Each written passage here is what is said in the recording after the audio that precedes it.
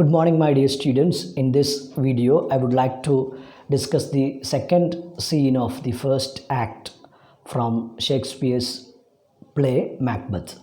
In my previous video, I talked about the first act. We learned that how the setting is given to the audience by the playwright.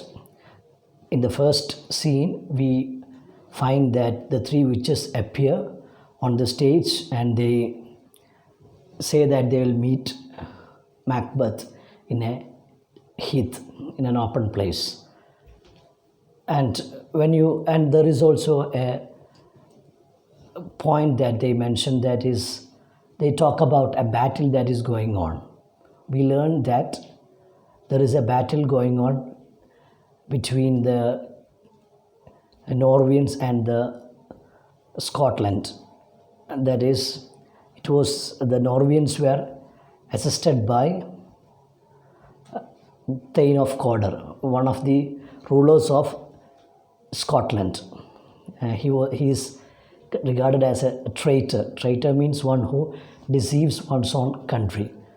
So when the second act begins, we find that a sergeant, means a person in the army, an officer in the army, he tells the king about what is happening in the battlefield. We find that in the I'll read this summary and I'll try to explain the topic. In an army camp near Forbes, a flourish of trumpets announced the arrival of King Duncan of Scotland, his sons Malcolm and Donald Bain with their attendants, to meet the bleeding sergeant who had just come straight from the battlefield. So you find that the king arrives with his sons. Remember the names of his sons, Malcolm and Donald Bain, and with the attendants, with other members. And what we find is a sergeant arrives. A sergeant means, as I mentioned, an officer in the army. He's bleeding. He comes straight away from the battlefield and he explains to the king what is happening in the battlefield. Okay. Malcolm hailed the sergeant as the good and brave soldier who had freed him from his captors and asked him to tell the king the story of the latest position in the fight. So this sergeant helps the king's son Malcolm to escape from the enemy. He was about to be caught by the enemies, but the sergeant, with his brave efforts, helped to save the prince. And the son Malcolm calls him brave soldier. So then he is asked to explain to the king what is the present condition of the battle.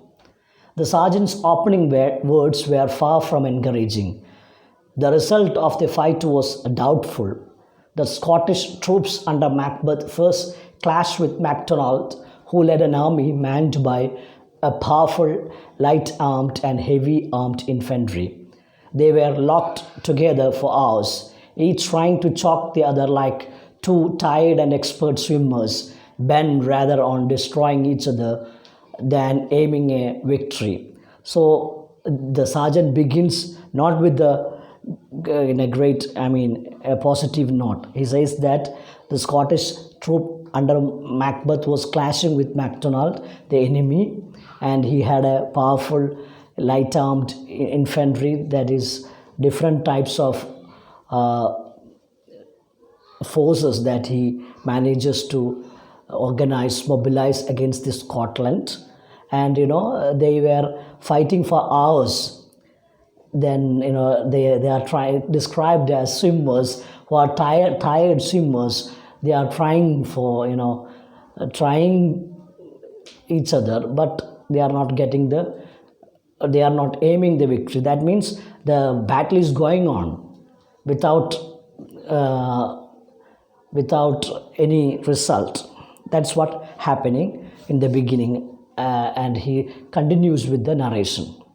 But brave Macbeth, defying fortune's favor, brandished his sword steeped in the blood of his enemies. But you find that the king, Macbeth, he tries to, what happens? He tries to defeats the enemy and slashed through the columns till he stood face to face with MacDonald. The sergeant explains how Macbeth fights in the battlefield. He kills the enemy, he advances, and then he faces MacDonald, the leader of the enemy force. He was slain in a hand-to-hand fight by noble Macbeth, who ripped him open from the navel to the jaws.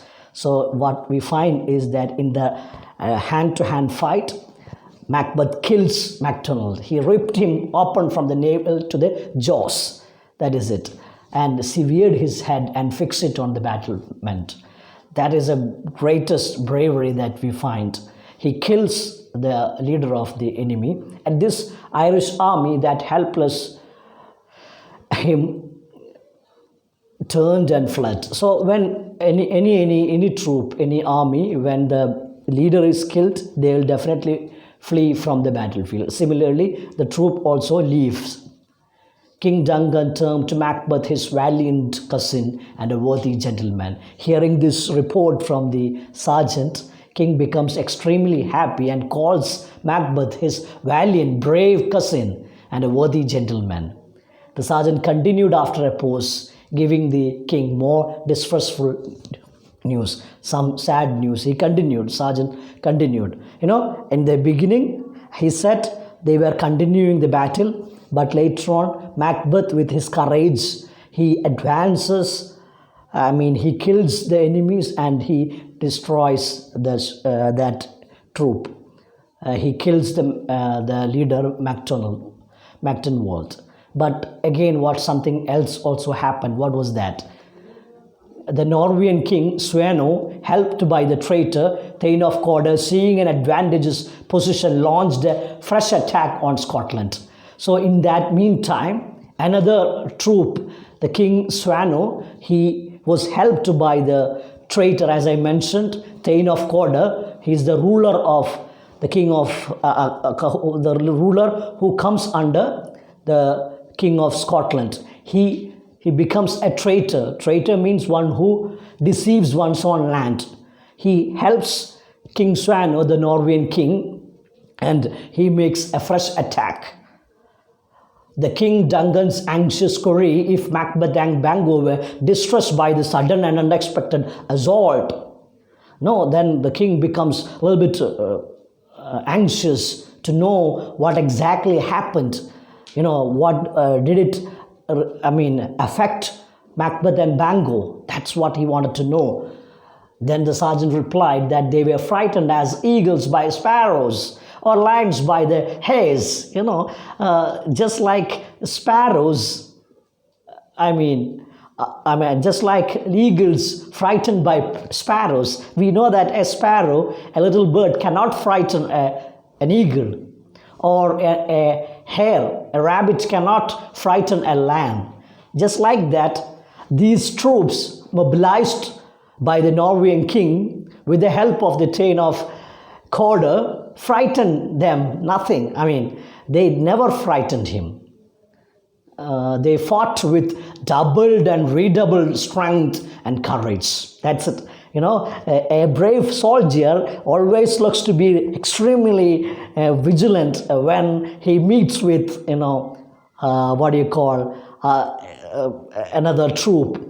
When enemies are increasing, if you are a brave and valiant fighter, it will give you extra courage, added courage. So when Macbeth sees another troop attacking them, he fought with great extreme courage.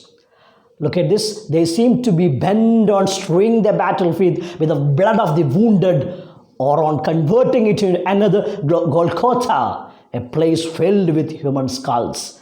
So they are killing like anything. Golgotha is a place in a battlefield in the ancient epics where you find the skulls scattered here and there, blood here and there. So it looks like, he's repeating that he meets with another troop and he fights with great bravery.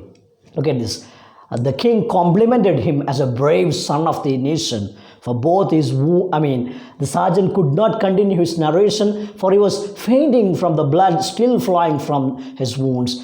As sergeant is explaining these things, as I said, he's coming straight away from the battlefield, and the wound that he had from the battle, and the blood is oozing from that wound, and that makes him fainted, and he's about to be fainted, and we find that the sergeant is about to get fainted, and the king asks him to take to the for the treatment, and he compliments him as a brave son of the nation, for both his wounds and his words indicated his great sense of honor and loyalty. So the king appreciates the efforts of the sergeant for his narration and for his brave efforts in the battlefield. He then ordered his attendants to bring sergeant to attend to his wounds. So the king asked others to take care of the sergeant. It was then that the king noticed a rider galloping towards the camp, and he recognized him as the Thane of Rose. Then immediately he finds another man comes galloping, riding a horse. Lennox, seeing the hasty approach, commented that he was bringing important news. Lennox, another nobleman, with the king, he says that the Thane of Rose is coming with another important news. Something else is happening. Yeah, look at it. What is that? Rose was coming from Fife, where the Norwegian king had hoisted his flag and was assisted by the Thane of Cawdor. And he comes, Thane of Rose comes straight away from Fife, a place where the Norwegian king managed to hoist his flag. You find that in a battle, when you conquer the lands of your enemies, you hoist your flag as a token of as a sign of your victory. You understand? So he describes that he comes straight away from Fife. What is that? What he has to say? Let's listen to that. But Macbeth, the favorite of Bellona, met him and proved that he was not matched to Macbeth. After a fierce struggle, Macbeth overcame the foe. So here also Macbeth becomes victorious. He defeats the foe, means enemies. Rose added that the King Norway was allowed to bury his slain soldier after paying $10,000 to Scotland. So, he captures some of the enemies, he kills some of them, and he says that the Norwegians will allow to bury the dead bodies of their own soldiers after paying $10,000 to Scotland. The king could no longer trust Thane of Cawdor, and he gave orders for his immediate execution and conferred his title and lands on Macbeth. So Thane of Rose explains all these things, and then the King of Scotland becomes aware that this man, the Thane of Cawdor, who assisted the enemies, cannot be retained in the position. So he orders for his execution. He orders him to behead Thane of Cawdor. The king could no longer trust Thane of Cawdor, and he gave orders for his immediate execution and conferred his title and lands on Macbeth. Remember this. That's again, you remember, as I mentioned in my summary, the witches' prophecies later in, I think, in the third scene, you can see that here you find that the Thane of Cawdor, the position is granted to Macbeth. Macbeth is now unaware of this. So the king decides to give him that position as well. Rose departed to carry out the orders. Rose goes to announce the decision of the king, and the scene concludes with the king's comment that what the traitor Cawdor lost was won by Macbeth. So you find that when the scene ends, the King of Scotland bestows another honor to Macbeth. He is appointed as the Thane of Cawdor as well. That's it from the scene scene 2. I request you to write down these.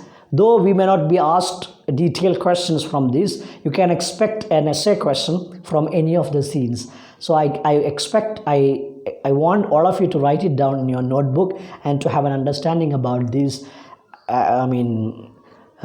events in this scene. And if you have any doubts, you are free to ask me your questions and clarification. Thank you very much.